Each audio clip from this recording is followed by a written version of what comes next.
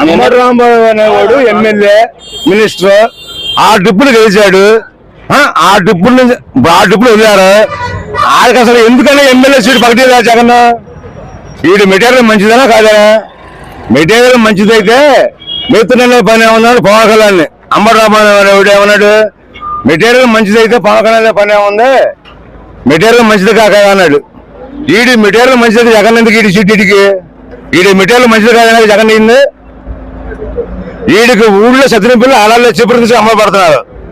ఆడే పిల్లలు మగాళ్ళు వెళ్ళారు సీట్ వద్దని. వీడి మెటీరియల్ మంచిదే, ఎందుకని ఇట్లా సీటు జగన్?